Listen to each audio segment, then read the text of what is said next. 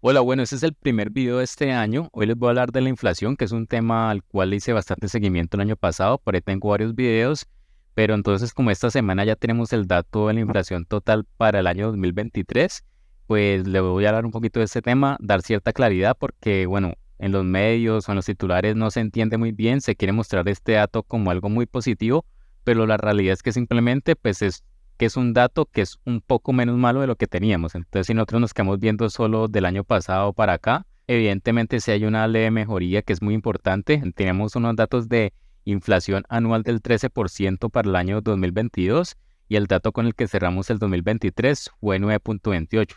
Pero pues digamos que las expectativas para el próximo año 2024 siguen estando altas, que la idea es que estén más o menos alrededor del 6%.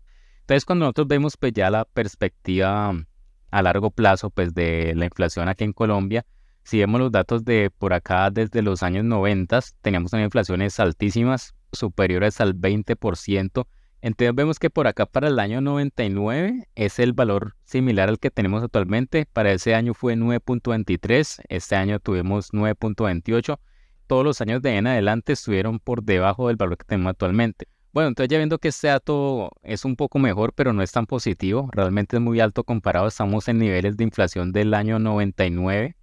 Entonces, ¿cuál es la idea? Pues que si no sucede nada extraordinario en este próximo año, si no se descontrola nuevamente el mundo, si las cosas van por buen camino, pues esto va a seguir bajando, ¿no? Entonces va a tender a estar por alrededor del 6% y se espera que para el 2025 ya se alcance como la meta habitual para acá en Colombia, que es cerca pues del 3% en promedio, ¿no? Bueno, entonces aquí traje otra gráfica ya para comparar la inflación de Colombia con otros países de la región. Esta es una gráfica pues donde se puede apreciar los datos de inflación anual. Entonces cuando hablamos de inflación anual es por ejemplo el dato que tenemos actualmente de diciembre va de diciembre de 2022 a diciembre de 2023. Si vemos por aquí este dato de julio, entonces iría de julio de 2022 a julio de 2023, o sea, cómo se comportó la inflación total durante esos 12 meses, ¿no? Listo, entonces pues aquí tenemos el amarillo que es Colombia, tenemos el rojo que es Chile, tenemos el blanco que es Perú, el verde que es México, este azul es Brasil y este moradito es Estados Unidos. Listo, entonces Colombia pues se ha comportado más o menos como el promedio, ¿no? Pero más o menos pues a partir de acá de 2021, mediados del 2021 ya se comenzaba a hablar como unos niveles de inflación superiores a los habituales, ¿no? Y vean que Colombia iba ahí, metía con todo este grupo de países que les acabé de mencionar.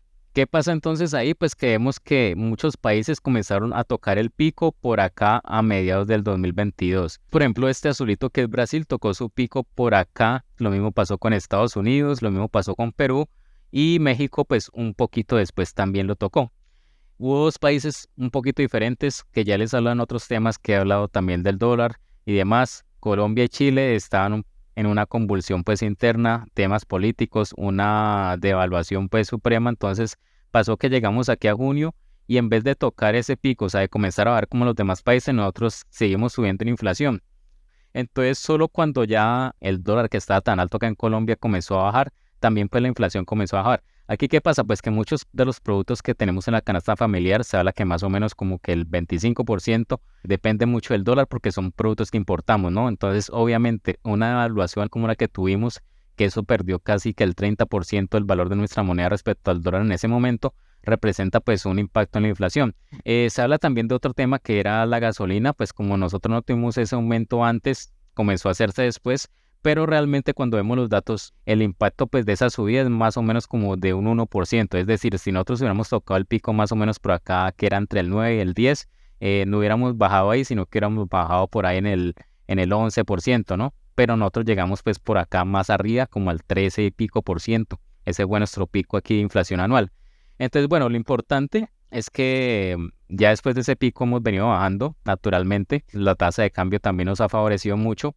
Y entonces, bueno, ahí lo vamos equilibrando, pero vean pues como este gap que hay aquí con los otros países de la región, ¿no?